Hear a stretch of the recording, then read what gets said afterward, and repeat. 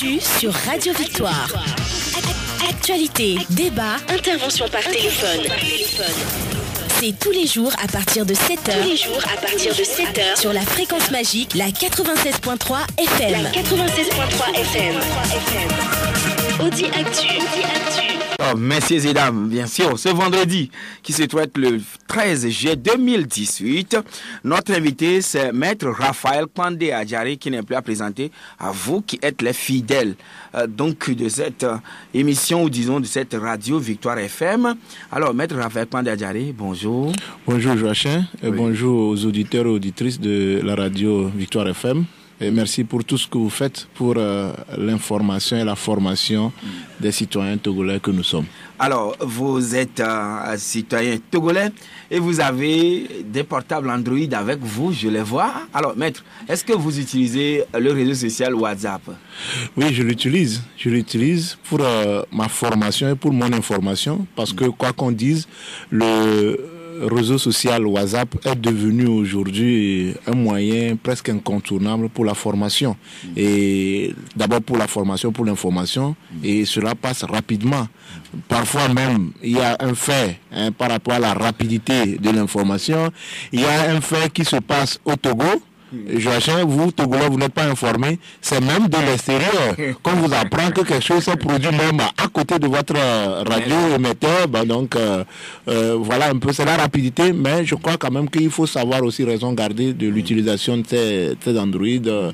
Parfois, ils émettent enfin, c'est des appareils électroniques. Oui, au-delà du fait qu'il faut vraiment essayer de faire le recoupement de l'information, les vérifier avant d'en prendre, d'en tenir compte. C'est des appareils qui, lorsqu'on les utilise de manière intensive, peuvent avoir des effets nocifs sur notre santé. C'est-à-dire vous êtes branché tout le temps sans peut-être les yeux sur votre... voilà, donc ça peut avoir des effets sur les yeux, mais même sur enfin, notre organisme entier, parce que il y a des effets. Des émissions d'ondes. Les ondes qui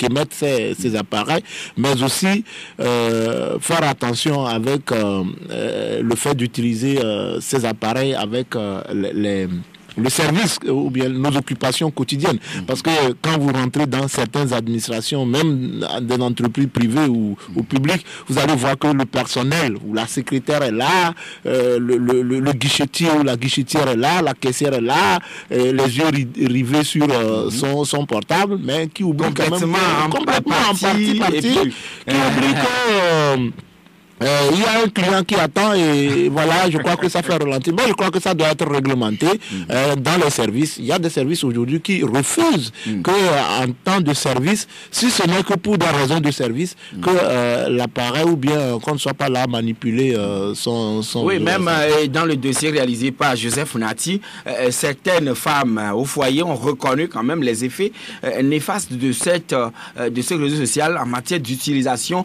effrénée et non contrôlée. Oui, j'ai suivi une femme qui a témoigné. Oui, bon, honnêtement que elle a mis de l'eau ou de la sauce sur le feu. Elle a constaté à un moment donné qu'après avoir fini d'utiliser son WhatsApp pour manipuler son portable, elle a constaté quand même qu'il est grillé. Et donc voilà un peu. C'est des réalités quotidiennes. Et donc moi je crois quand même que c'est des appareils que nous utilisons et nous ne devons pas être obsédés aliénés par ces appareils. Sinon nous sommes en train d'être emportés par la technologie. C'est l'homme qui crée la technologie et l'homme doit savoir utiliser la technologie. La technologie créée par l'homme ne doit pas nous aliéner. Parce que science sans conscience est une âme, comme l'a dit Rabelais. Et donc, vous voyez, quand vous êtes entre vous des jeunes, vous dites que vous n'avez pas pris un pot. Nous lisons tout ça là sur WhatsApp.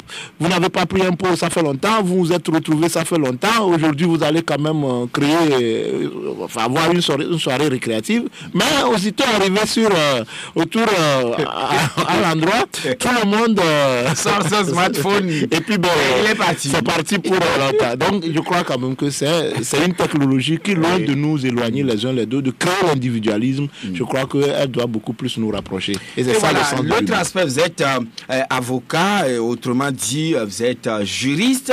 Alors, maître, est-ce qu'à travers le WhatsApp, on peut encourir des peines d'emprisonnement?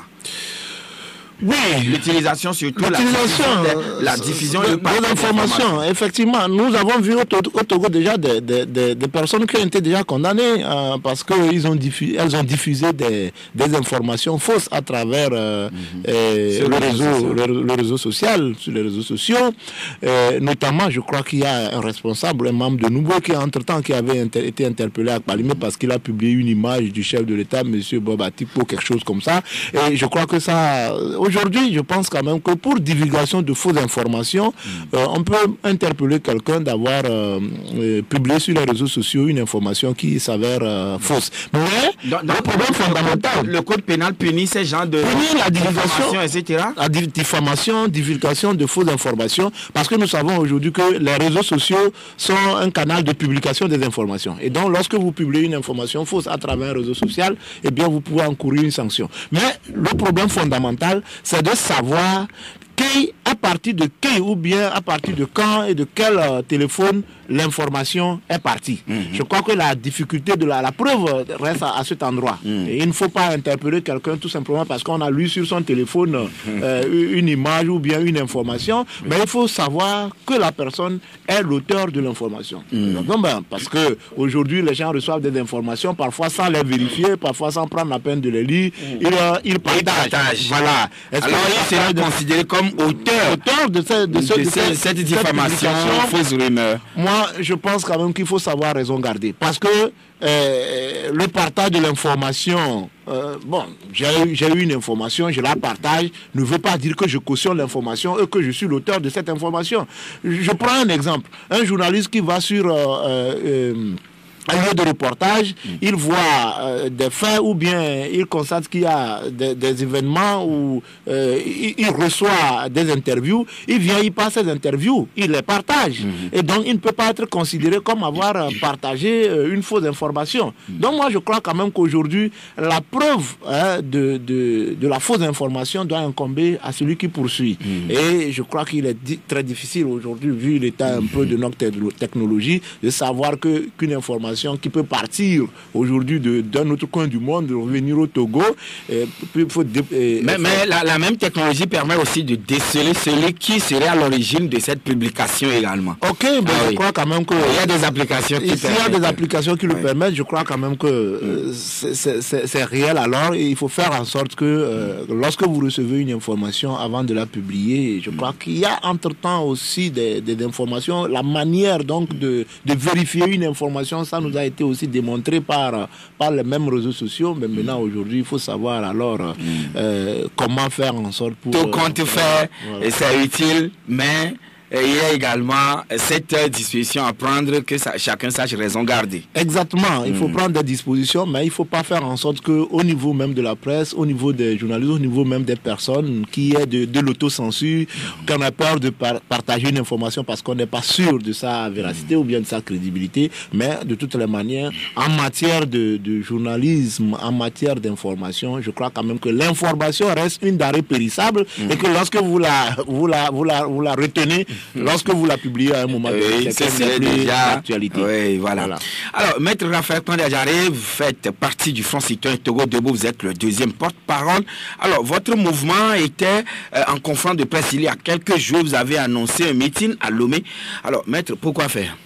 Oui, le meeting que nous avons annoncé à Lomé, nous sommes en train de nous dire que, vous savez, la société civile a transmis un mémorandum à la représentation de la CEDEAO au Togo le 21 juin 2018. On va y revenir par rapport au développement au contenu de ce mémorandum, c'est sûr.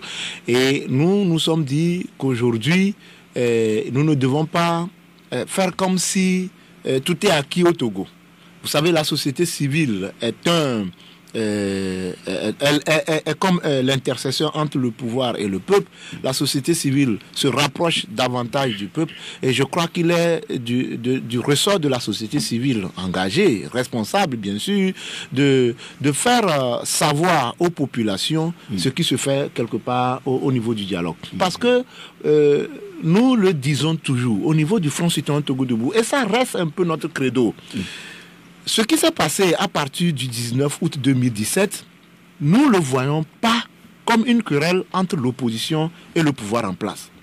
C'est-à-dire, bien sûr, Joachim, si vous lisez, c'est la première fois dans l'histoire du Togo que les Togolais qui sont sur le territoire togolais et ceux de la diaspora se sont levés comme un seul homme pour dire non à une dictature. Dans les années 90, ça s'est passé. Et 2005, ça s'est passé. En 2012, ça s'est passé. Mais la différence cette fois-ci, c'est que la diaspora ou tout le monde, même dans les pays africains, vous allez voir des Togolais qui, ne faisant partie d'aucune association, d'aucune organisation politique, d'aucun parti politique, se sont levés tout simplement pour dire nous sommes fatigués d'une dictature séquantenaire. Oui, nous voulons le changement, nous voulons l'alternance dans notre pays et nous ne pouvons pas être la seule ou le seul élève, mauvais élève de démocratie dans la sous-région. Oui, mais en cela, le chef de l'État, M. Faure Swaziland Gnassingbé, a fait la lecture suivante. Quand nos confrères de Jeune Afrique lui ont posé la question, il a vu cela, une insurrection de renverser les institutions de la République, mais cela s'est soldé par un échec. Oui, mais vous savez, quoi qu'on dise, la révolte, l'insurrection ou la révolte, la résistance à l'oppression, ce sont des mécanismes de protection, de garantie des droits de l'homme qui sont prévus par les textes. La déclaration des droits de l'homme et la déclaration universelle des droits de l'homme du 10 décembre 1948 le prévoit. Lorsque vous lisez le préambule 3 de cette déclaration, le préambule 3 dit ceci: il faut que les citoyens soient gouvernés par un régime de droit pour que l'individu ne soit pas contraint en suprême recours à la révolte contre la tyrannie et l'oppression. Cela voudrait dire tout simplement que lorsque vous gouvernez par la force, vous n'utilisez pas le droit, la loi pour diriger, mais vous maintenez par la force et que vous opprimez vos populations, comprenez un jour que le contrat sera rompu et que vos citoyens seront amenés à utiliser la révolte, l'insurrection, pour vous renverser. Oui, mais parce que au niveau, je termine, entre les gouvernés et les gouvernants, il y a ce qu'on appelle le contrat social. Oui. Tout le monde ne peut pas être au perchoir, tout le monde ne peut pas être à la présidence, tout le monde ne peut pas être au gouvernement, tout le monde ne peut pas être à l'Assemblée nationale. Oui. Donc, le peuple a délégué, puisqu'on dit que la souveraineté appartient au peuple. Bien. Donc, puisque tout le monde ne peut pas être dirigeant, le peuple délègue une partie de cette souveraineté à ses représentants. Disons, il mandate un certain nombre de personnalités dans le pays. Le président de la République, le premier ministre, son gouvernement, les députés à l'Assemblée nationale. Mais une fois que le peuple constate que le président, le premier ministre, le gouvernement, les députés se liguent contre les intérêts du peuple, ne font que, excusez-moi, voir leur intérêt au détriment des intérêts de ceux qui l'ont mandaté, eh bien, il peut y avoir possibilité de révocation. Et cette possibilité de révocation, c'est ce qui s'est passé. Ça ne peut être traduit, ça ne peut se traduire que par des manifestations pour dire nous ne sommes pas d'accord. Parce que c'est pourquoi mais la liberté de manifestation, possibilité de révocation peut aussi, en tout cas, être tracée et garantie par les tests qui régissent chaque pays. Oui, en interne. Il n'y a pas de problème, mais c'est pourquoi je dis les citoyens qui sont dans les rues pour dire que nous ne sommes pas d'accord avec la manière dont nos pays sont dirigés, avec nos dirigeants qui ne se soucient pas de nos ambitions, avec des dirigeants qui se soucient de leurs ventes, de leurs intérêts au mépris du détriment de ceux qui l'ont mandaté. Mais c'est ce que les citoyens sont sortis pour dire. Et donc, vous ne pouvez pas régenter un peuple sans penser aux intérêts de ce peuple. Dans ce pays, nous savons comment la misère est créée et entretenue. Tout simplement lorsque le moment venu, Lorsque le dirigeant vous cherche, il vous jette quelques miettes de pain et que vous allez vous agglutiner autour. Donc, la misère est créée et entretenue pour des fins politiques, pour des fins de conservation de pouvoir. Donc, vous savez, le peuple togolais ou les peuples qui sont assujettis à cette oppression, à cette misère, à des moments donnés, des misères ou des oppressions qui sont entretenues et créées et entretenues par les dirigeants, à un moment donné, ils finissent par s'exploser. Et ne craignez pas que l'explosion ou la lutte, le refus de se soumettre ou bien de vivre constamment dans cette misère puisse emporter certains dirigeants. Oui, voilà, Maître Raphaël Kandé, vous le dites, peuple, mais du côté du parti au pouvoir, on parle aussi du peuple, du côté de l'opposition, on parle également du peuple. Alors, finalement, le peuple est où? Non, vous savez... Ou bien le peuple, c'est qui? Non, vous savez, je suis d'accord. Ce discours, on l'a entendu que l'opposition parle du peuple et Uni aussi parle du peuple. Non, vous savez... Je crois quand même qu'il y a eu des signes, il y a eu des faits, et ces faits sont têtus. Lorsque, à la date du 19 août, lorsque les gens sont sortis sur toute l'étendue du territoire et dans la diaspora togolaise, entre-temps, lorsque l'opposition voulait manifester, UNIR aussi envoyait des gens manifester. Nous avons vu qu'à un moment donné, cette pratique qui consistait pour le parti au pouvoir de contrebalancer, d'essayer de démontrer sa force de mobilisation n'a pas réussi. Ça s'est essoufflé? Non, mais quand même, nous avons vu d'abord parce qu'ils dépendent des millions pour pouvoir organiser des manifestations et à un moment donné, ils se sont rendus compte que s'ils le font, leur économie va s'essouffler. Et qu'est-ce qu'ils ont fait rapidement? C'est qu'ils ont, au lieu de cette stratégie, désormais, ils ont utilisé la répression. La répression. Joachim, je n'anticipe pas. Mais je vous dis que ce qui s'est passé à Mango, ce qui s'est passé à Sokodé, à Bafilo, mais vous savez, ce n'est pas loin de ce qu'on peut appeler l'épuration ethnique. Mais c'est grave ce qui s'est passé.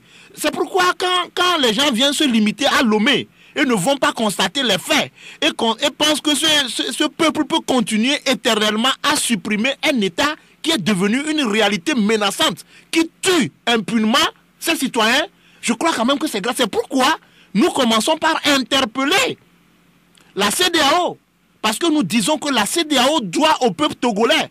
La CEDEAO a vu les gens mourir en 2005 comme si c'était des animaux. 500 personnes. Rapport des Nations Unies. Ne parlons pas du rapport de la Ligue togolaise des droits de l'homme qui était sur le terrain et a constaté plus de 900 ou plus de 1000 morts. Donc vous avez été président. Donc j'ai été président. Et je vous dis que ce qui se passe au Togo, qui continue par se passer, c'est inadmissible. On ne peut pas penser que des citoyens sortent pour manifester et qu'on les réprime jusqu'à ce qu'on puisse abattre des gens. Oui, mais donc, à cette époque, il était reproché aussi à certains manifestants d'avoir, dans le discours du chef de l'État, il avait dit des soldats lynchés, décapités, etc. Des mots avaient été utilisés. Joachim,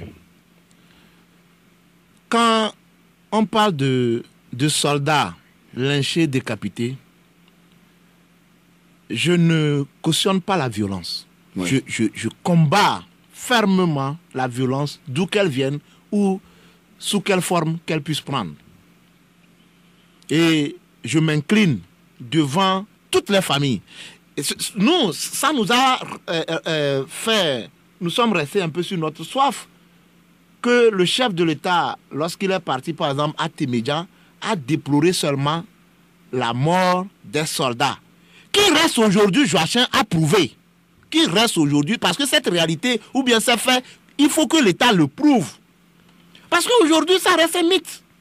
Ça reste un mythe. C'est mystérieux. On a entouré. Non, mais s'il te plaît. L'information. Les gens sont venus pour dire que il y a certaines personnes qui sont décédées au Mali. Il y a des informations qui ont circulé comme ça. Le gouvernement doit déclarer les citoyens togolais sur les soldats qui ont été décapités à Sokodé. On ne peut pas prendre prétexte de ces faits. Mais en 2012 ou en 2013, et ce qui s'est passé à Mango et à Dapaon, avec les mineurs qui sont sortis pour manifester, est-ce que eux, ils n'avaient pas besoin que le chef de l'État puisse avoir un sentiment de compassion à leur endroit? Vous avez entendu une fois le chef de l'État sortir et dire par rapport à ces enfants-là? Oui, mais le chef de l'État est le chef suprême des... Il est le chef suprême. Si on tue les soldats et que le chef suprême doit avoir compassion par rapport aux soldats, que le chef suprême ait aussi compassion par rapport aux citoyens togolais qu'on abat, qui sortent les mains nues et qu'on tire sur eux à bout portant.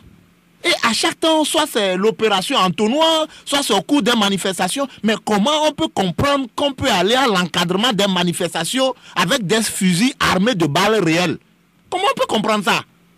Les moyens conventionnels pour l'encadrement des manifestations, c'est bien déterminé.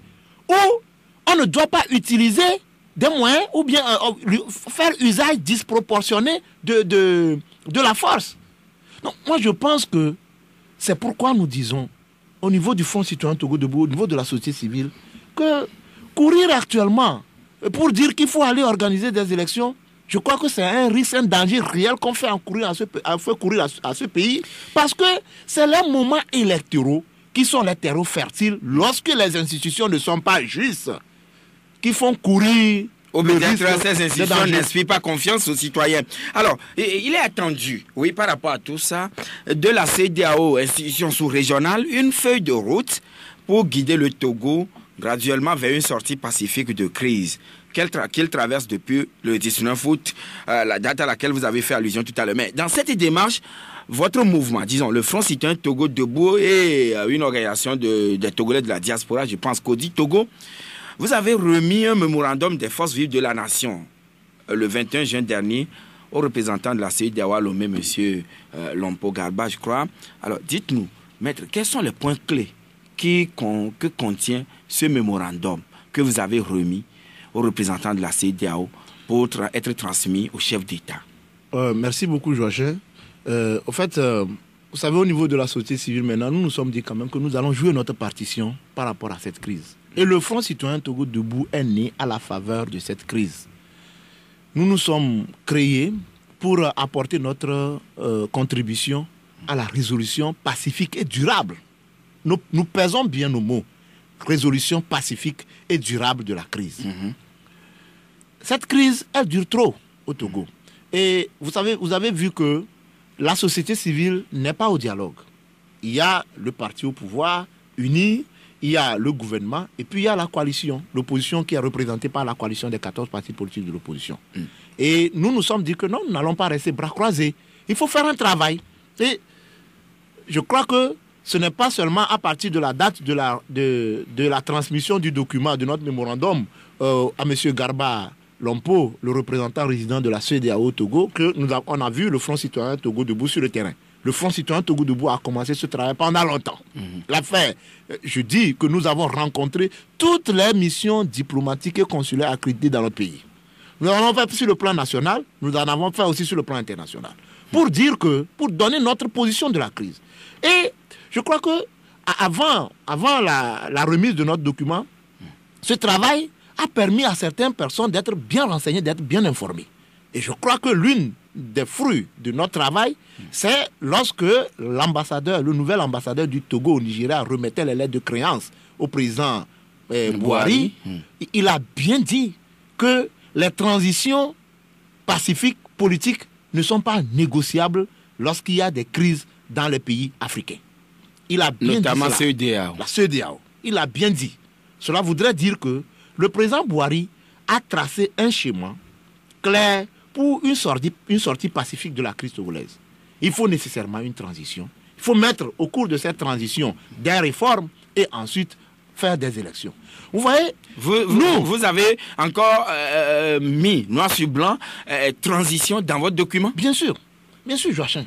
La transition, pourquoi? Pour nous, c'est le schéma idoine. La transition la transition pour une sortie pacifique et durable de la crise au Togo, la transition est incontournable. La transition est un passage obligé pour une sortie pacifique de la crise. Il y a crise. Le chef de l'État est élu pour un mandat de 5 ans, c'est vrai, mais il y a une crise. Une crise institutionnelle, une crise de légitimité. Et cette crise de légitimité fait en sorte, et cette crise de légitimité couplée de la crise institutionnelle fait que les citoyens ne croiront pas et ne croient pas aux institutions surtout qui sont impliqués dans l'organisation des élections. C'est pourquoi, nécessairement, il faut une période transitoire. Et cette période transitoire doit être précédée d'un accord politique. Parce que les citoyens togolais sont sortis pour dire des aspirations. Le secrétaire général des Nations Unies, à travers la voix de son représentant, a dit que pour résoudre la crise togolaise, il faut tenir compte des aspirations du peuple togolais. Et alors pour tenir compte des aspirations du peuple togolais, qu'est-ce que le peuple togolais demande? Le peuple togolais demande qu'on n'a qu'à restaurer la Constitution de 1992 à travers ses fondamentaux. Et voilà, vous faites encore allusion au peuple togolais, mais également à unir, il y a un peuple aussi. Il n'y a pas de problème. Et puis, vous avez vu toute la fête de la lutte en pays, la lutte évalant en pays kabien. Vous avez vu ceux qui se sont mobilisés également autour du chef de l'État. Il constitue aussi son peuple, dont il se réclame tout le temps. Mais quand même, vous parlez de transition. Pour combien de temps? Oui, mais la transition... oui, du moins, à votre entendement. Dans notre entendement, cette transition ne doit pas dépasser 24 mois. Elle ne doit pas dépasser 24 mois, donc 2 ans.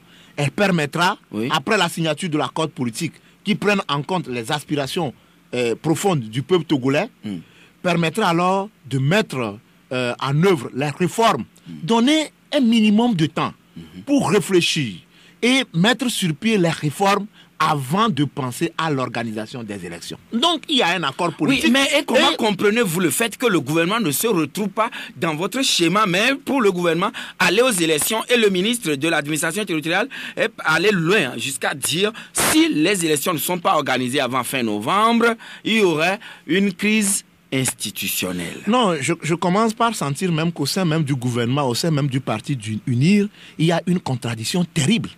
Il y a une contradiction terrible. Pourquoi ? Je vais vous donner, je vais vous présenter un tableau.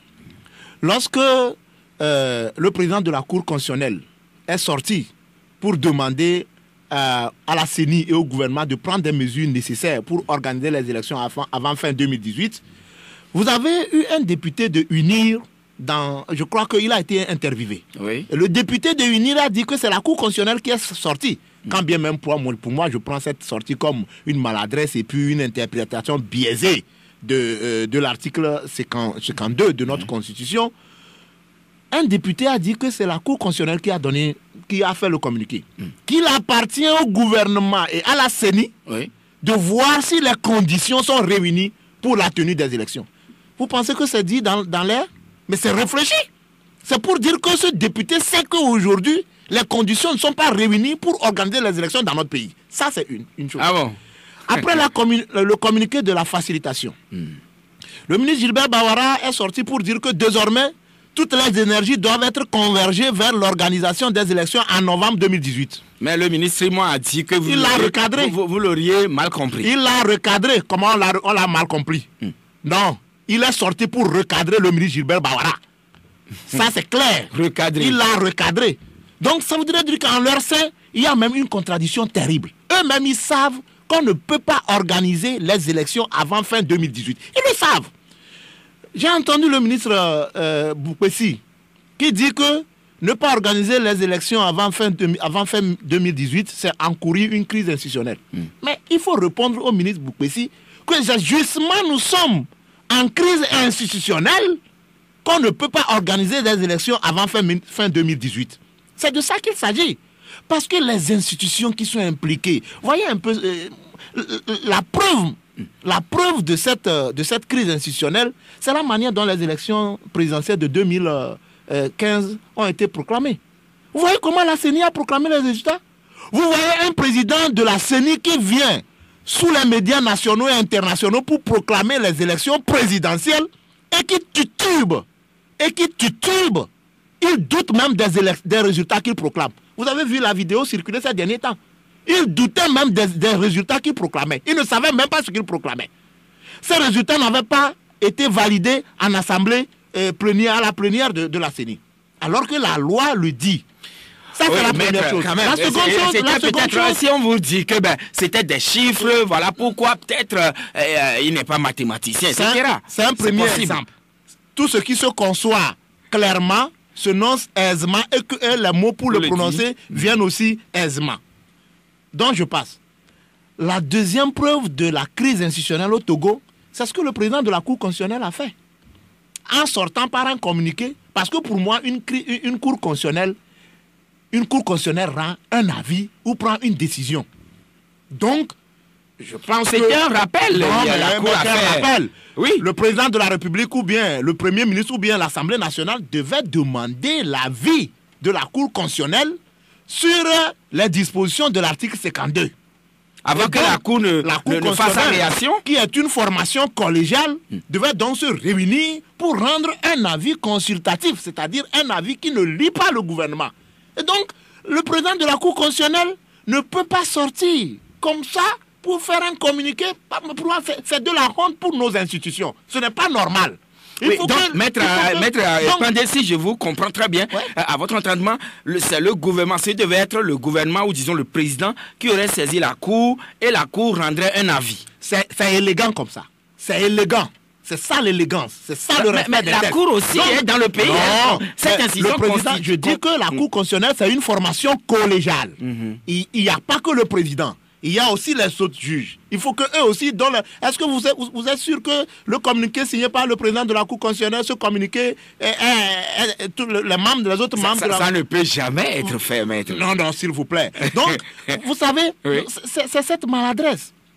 Le président de la Cour constitutionnelle s'est fondé sur l'alinéa 2 pour dire que... pour annoncer la fin de la législature, oui.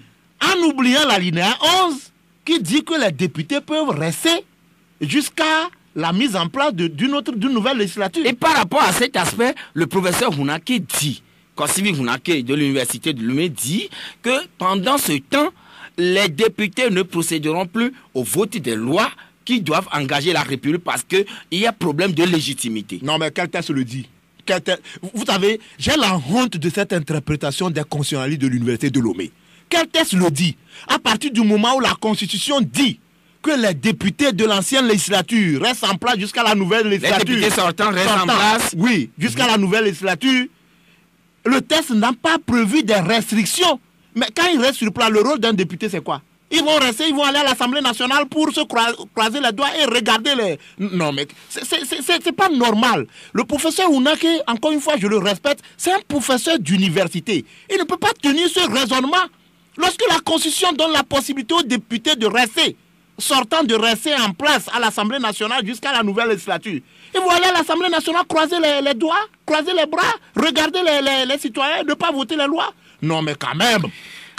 Moi, je crois quand même que c'est ce genre d'interprétation. Et puis, c'est des étudiants qui l'écoutent parler.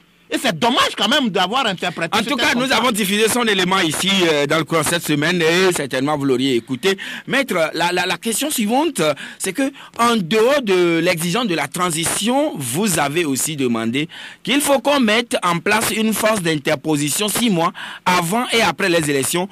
Autrement dit, la sécurité et la paix au Togo et dans la sous-région sont à cette condition. Oui. C'était un volet que nous avions lu également dans votre mémorandum. Qu'est-ce que vous voudrez dire par là? Est-ce que le Togo est en guerre civile et il faut une force d'interposition? On va y revenir tout de suite, même après la pause. Audi Actu, c'est du lundi au vendredi, de 7h à 8h20 sur Victoire FM. Sur Victoire FM. Retour donc en studio avec notre invité, Maître Raphaël Pandé Adjaré. Alors, Maître Raphaël Pandé Adjaré, le Togo n'est pas en guerre civile, mais vous demandez une force d'interposition de la CEDEAO dans votre mémorandum. Pourquoi? Le Togo n'est pas en guerre civile, c'est sûr, mais je rappelle que c'est souvent pendant les périodes électorales, parce qu'au cours de la transition, ou bien à la fin de la transition, il y aura des élections. Et c'est lors des élections que, il y a des violences dans notre pays. Et je voudrais encore une fois, si le gouvernement veut se précipiter pour aller à une compétition électorale dans les conditions actuelles, c'est que le gouvernement sait que c'est dans ces conditions-là qu'il peut organiser ces fraudes. C'est pourquoi ils veulent organiser les élections de manière précipitée et dans ces conditions. Et donc, par rapport à ce qui s'est passé lors de la transition des années 90-94, c'est pourquoi nous avons pensé qu'il y aura des organes de la transition. Et que ces organes de la transition, c'est-à-dire le président de la République, le Premier ministre et son gouvernement, et les institutions qui seront chargées d'organiser les élections, il y aura ces institutions. Et ces institutions ont besoin d'un minimum de protection. Et nous pensons que voyant un peu, c'est pas que nous disons que l'armée togolaise ou bien les forces de l'ordre togolaises ne sont pas compétents, mais nous pensons que vu la manière dont ils interviennent dans le débat politique, nous pensons qu'ils doivent rester dans la caserne et appuyer la force d'intervention pour la sécurisation, la sécurité de la transition. C'est pour cela que nous pensons que la CEDEAO, qui est garant de droit de cet accord politique, de l'accord politique qui sera signé, qui sera en quelque sorte l'organe chargé de superviser, de veiller à la mise en application de l'accord, doit nécessairement avoir une force d'interposition pour la sécurité des populations civiles et des organes de la transition. C'est dans cet esprit que vous demandez une force d'interposition. Mais quand même, maître, tout à l'heure, quand je vous ai posé la question sur tout ce qui s'est passé dans le pays à partir du 19 août, alors vous disiez quand même que oui, des soldats qui auraient été tués du côté de Sokodé, etc., restent à vérifier tout cela. Mais quand même, je crois, une autorité envoie quand même dire et démontrer que les soldats avaient bel et bien été tués. Et il disait Caporal chef Acham Nachamba Saint-Saint, numéro matricule 14 9 10 RPC, également un autre qui serait le corps de sergent Helim Akleso, numéro matricule 17 5 86 RPC. Voilà donc ce qui s'est passé dans la nuit du 16 au 17 octobre. Maintenant, quand nos confrères de Jeune Afrique avaient posé la question au chef de l'État, la question était la suivante. Les manifestations qui se sont déroulées depuis le mois d'août ont fait des victimes. Combien selon votre décompte? Ça, l'interview était faite, je crois, dans le mois de novembre, quelque chose comme ça. Alors, le chef de l'État avait dit à nos confrères, je le cite, « Je ne cesse de penser à ces victimes innocentes. J'en suis peiné. Nous n'avions nul besoin d'en arriver là. Il y a eu 6 morts par balle du côté des manifestants et 2 membres des forces de l'ordre lynchés et décapités à Sokodé. C'est absolument déplorable. Des enquêtes sont en cours et la justice fera son travail. » Fin de citation. Et une autre question lui a été posée très rapidement. On vous reproche d'avoir tenu des propos revanchards devant les bérets rouges du camp des médias au début de novembre. Est-ce exact? Et le chef de l'État a répondu ici, je le cite encore, écoutez, je suis le chef des armées. Je demande aux militaires de ne pas faire usage de leurs armes. 2 soldats qui gardaient des édifices publics ont été massacrés. Fin de citation. Alors, maître Raphaël Pandé Adjari, voilà donc on vous demande de corriger cela que réellement des soldats avaient été décapités selon le chef de l'État. Ces soldats gardaient des édifices publics. Oui, Joachim, merci. S'il suffisait de rester dans son coin pour publier un rapport ou bien pour faire des photos et venir les rendre publiques, qu'est-ce que le président du RIJAD, Asiba Johnson, cherche en prison? Qu'est-ce qu'il cherche en prison? Dites-moi. Si chacun devait rester dans son coin, faire un rapport, ne pas le rendre public, ou bien un rapport dans son coin, et dire qu'il y a eu tel nombre de morts, tel nombre de personnes blessées, décapitées, etc. Qu'est-ce que M. Asiba Johnson cherche en prison aujourd'hui?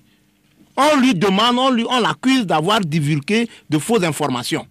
Mais, Joachim, si le ministre de la Sécurité a ce document ou bien ces informations-là, on nous a dit qu'il y a une enquête qui est ouverte. C'est ce qu'on nous a dit, qu'il y a une enquête qui est ouverte. Il faut rendre public cette enquête-là. Dire à quel moment, qui sont ceux qui l'ont fait et quelles sont les personnes. Le chef de l'État a dit que les soldats ont été lynchés et décapités. Ma foi, sur les photos que nous voyons, c'est vrai que des soldats morts, mais je ne vois où est-ce que la personne a été décapitée. Vous voyez comme moi, des têtes sur le corps. C'est des trucs qui créent du doute, qui renvoient, qui ressemblent à de la manipulation. Et ce dossier a été manipulé. Ce dossier a été utilisé, a été manipulé, a été utilisé d'une manière ou d'une autre pour interdire les manifestations à ce côté. Et je crois quand même que c'est cette manière d'utiliser, de manipuler les informations que la société civile, que nous reprouvons. Et ce n'est pas normal. Ce n'est pas normal. En tout cas, tout ceci, c'est pour inviter les uns les autres à ce qu'on évite à l'avenir ces genres de violence dans le pays. Et revenant donc à cet aspect, maître Raphaël Pandé Adjari, la CEDEAO, elle est attendue le 31 juillet prochain. Alors, si la feuille de route ne prend pas en compte exactement ce que vous lui avez envoyé, quelle sera votre réaction? De toute la manière, que cette feuille en route, qu'est-ce que la feuille de route de la CEDEAO ne prenne pas en compte ce que nous avons écrit dans notre mémorandum, bon, pour nous, c'est une proposition, ça reste une proposition de sortie de crise. Mais nous disons toujours que c'est une proposition de sortie de crise qui est proche des aspirations des Togolais.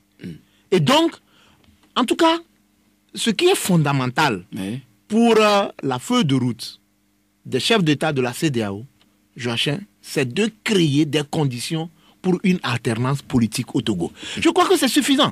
Parce que depuis, si les Togolais revendiquent, c'est parce qu'il n'y a pas alternance politique au Togo. Ça, c'est clair.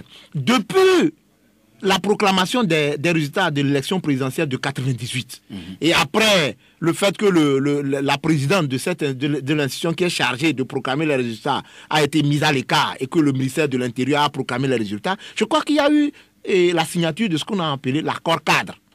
L'accord cadre a été signé le 29 juin 1999. Et depuis, déjà en 1999, les populations togolaises avaient soif de l'alternance. Et les signataires de l'accord cadre savaient que le problème togolais, c'est le problème de l'alternance. Et la CEDEAO, je crois que c'est clair que la CEDEAO ne peut pas accepter que son objectif 2020, qui est d'être une CEDEAO des peuples, et non une CEDEAO des États. Alpha Condé l'a dit, qui ne sont pas un syndicat des chefs d'État. Oui, et le président togolais Faure Gnassingbé aussi travaille dans ce sens que la CEDEAO ne soit plus une CEDEAO des présidents, mais des peuples. Si la CEDEAO veut devenir en 2020 une CEDEAO des peuples, il faut que la CEDEAO écoute les aspirations profonde des populations togolaises. Et l'une des aspirations, je dis, l'aspiration fondamentale des populations togolaises aujourd'hui par rapport à cette crise, c'est le manque d'alternance. Et le Togo est le seul pays de la sous-région. La CEDEAO ne peut pas accepter que le Togo constitue une source d'instabilité dans la sous-région. Et je crois que la feuille de route de la CEDEAO doit créer, tout comme l'a préconisé le rapport de la CVJR, doit préconiser ou doit proposer des conditions ou la mise en œuvre des conditions claires pour une alternance politique dans notre pays. Si la feuille de route de la CEDEAO ne crée pas des conditions pour une alternance politique, je crois quand même que cela ne répond pas aux aspirations des populations togolaises. C'est pourquoi nous disons que ne nous précipitons pas pour aller aux élections.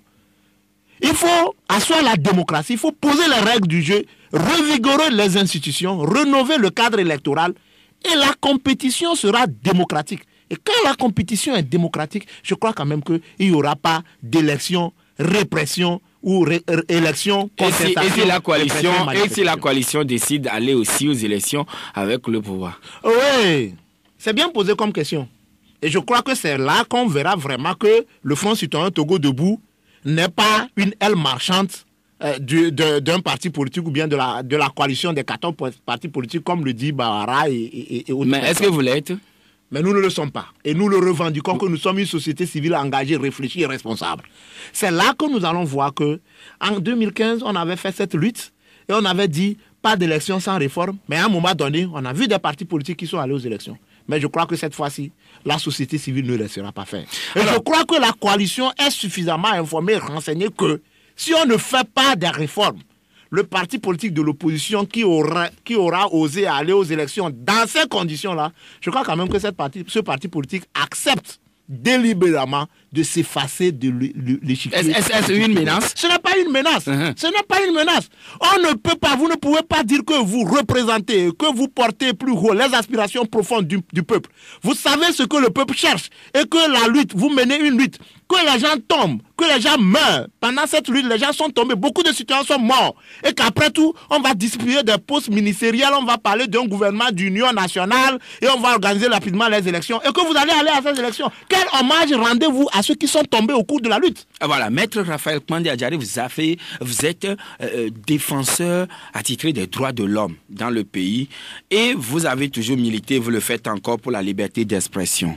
Mais ces derniers temps, on constate que les Togolais de la diaspora ne veulent pas du tout entendre parler d'un autre son de cloche que ce qu'eux-mêmes ils ont en tête. Le cas Djeri Tama et le cas Gogoligo. Qu'est-ce que vous en dites? Au niveau du Front citoyen Togo debout, nous condamnons et nous continuerons toujours par condamner la violence d'où qu'elle vienne. Ça, c'est vrai. Ce qui s'est passé avec Djeri Tama, c'est condamnable. La violence n'a jamais réglé un problème. Oui. Ce qui s'est passé avec M. Kogoligo, c'est condamnable. La violence, les menaces n'ont jamais réglé des problèmes. Mais le problème fondamental, c'est de savoir, quand on condamne ces actes, est-ce que ces actes sont compréhensibles? Ce qui s'est passé avec Djiritama, ce qui s'est passé avec Kogoligo, Joachim, ce n'est pas l'expression de la haine. Les citoyens togolais n'ont pas manifesté la haine contre leurs concitoyens. En réalité, c'est un sentiment de révolte. C'est un sentiment de révolte. Pour dire que, vous savez, aujourd'hui, le citoyen togolais de 90 ou de 2000 n'est pas le citoyen togolais de 2020. L'information circule. Les consciences sont éveillées. Les gens sont à la page et les gens savent ce qui se passe. Et donc, moi, je crois que tout le monde doit savoir raison garder. C'est vrai, il y a la diversité d'opinions. Vous devez vous exprimer comme vous le voulez, mais dans votre expression, il faut que vous portez des valeurs. Il faut que vous défendez des principes. Vous ne pouvez pas, pour un peuple meurtri, opprimé, vous ne pouvez pas... Ça s'appelle parfois aussi de la provocation. Donc je pense que les citoyens togolais savent aujourd'hui là où se trouve leur intérêt. Donc il ne faut pas badiner avec quelqu'un qui est sous l'oppression pendant des années. Il ne faut pas badiner. Il faudrait quand même que la liberté d'expression et la liberté de militantisme dans quelques partis qu'on veut soit de mise partout, pas seulement au Togo, mais ailleurs également. Je suis d'accord. Je suis d'accord. La liberté d'expression, c'est la Déclaration universelle des droits de l'homme qui le dit. Mais au même moment, lorsque vous avez une liberté d'expression, que vous voulez faire passer un message, il faut que dans votre message, il faut qu'il y ait, excusez-moi, ce qu'on appelle, vous êtes en train de défendre les principes. Vous êtes en train de défendre, de porter les valeurs. Mais vous ne pouvez pas badiner, excusez-moi, avec un peuple, aller demander aux gens d'aller aux élections dans les conditions actuelles, alors que c'est pas possible. Alors, voilà, ça qu'il s'agit. la coalition annonce des meetings et les centristes aussi annoncent des meetings, tous à l'intérieur du pays. Je crois que le gouvernement n'a qu'à essayer de voir ce qui se passe. Le gouvernement n'a qu'à prendre la responsabilité, la mesure de la chose. En réalité, ce qui se passe... Et le gouvernement a autorisé pour la coalition, mais en demandant à la coalition de collaborer, d'aider à ce qu'on retrouve les armes en circulation. Ça, je ne veux pas revenir vraiment là-dessus, qu'on puisse demander à des simples citoyens qu'un gouvernement qui a le gardien régalien, le monopole de la garde des armes, qu'un gouvernement ou bien que la sécurité ne puisse pas nous dire combien d'armes sont perdues. Est-ce que depuis on dit que les armes sont perdues, on a dit le nombre d'armes qui sont perdues? Et à partir de quel régiment ou bien de quelle garnison ces armes sont sorties? Est-ce qu'on vous a dit ça? Alors que les armes sont cotées, il y a tout ça là. Mais je crois quand même que c'est... De toutes les manières, nous savons que... Les armes sont le plus souvent numérotées, je crois, non? Je crois quand même que c'est coté. Il y a des traces, la traçabilité. Il y a la traçabilité. Lorsqu'une arme sort d'une garnison ou bien d'une unité, je crois quand même qu'il y a la traçabilité. Il faut savoir de quelle unité ces armes sont sorties, il y a combien d'armes qui sont sorties. Si c'est une marque russe, une marque française, etc., c'est possible. Tout semble aujourd'hui à croire que c'est ce point de la question. Nous sommes pratiquement à la fin de l'émission. Pour interdire les manifestations. Et aujourd'hui, nous n'allons pas recevoir de coups de fil, mais quand même, ma dernière préoccupation. Est-ce que vous suivez la lutte en pays kabien, la lutte Evala en pays kabien? Oui, mais je le suis sur les réseaux sociaux. Oui, hier, une scène s'est passée quand il y a eu une demi-finale, le chef de l'État était présent, mais bon, les gens arborant des t-shirts rouges, ils chantaient, ils dansaient, ils jubilaient en disant « Tchikpi Achadam Afui, Tchikpi Achadam Afui ». C'est-à-dire, je suis en train de traduire ce qui est dit, quoi. Comment Non, vous savez... Si je vous ai posé la question parce qu'un jour, le chef de l'État à Wangelo, quelqu'un voulait faire le zèle à outrance et le chef de l'État était parti lui arracher le micro. Joachim, j'ai suivi le même événement comme toi, mais ce que j'espère qu'un jour, le voile de la manipulation et de l'ignorance, le voile de la peur, le voile de la culture de la médiocrité et du désir de complaisance sera levé sur certains peuples au Togo. Et j'espère que ce jour-là, il ne sera pas trop tard pour comprendre que les citoyens togolais font la culture ou continuent par soutenir un régime qui a brisé l'espoir des générations, qui a brisé l'espoir de tout un peuple. Ceux qui ont dansé et ont scandé des trucs contre le PNP, le responsable du PNP. Ça, c'est pas mon problème. Mais je vous dis que ces mêmes personnes, Lorsqu'on les placera dans une hure ou bien dans un isoloir pour désigner entre Achadam et le président Faure, je suis sûr que parmi eux, ceux qui ont scandé ces chansons, parmi ces personnes, il y aura des gens qui porteront leur voix sur Achadam. C'est pour dire tout simplement que soit candidat. C'est pour dire tout simplement que c'est tout simplement de la manipulation, de la peur, du désir de complaisance. Quand il y a la vérité, on refuse de le dire. En 2012-2013, je crois que le CST a suivi la même chose.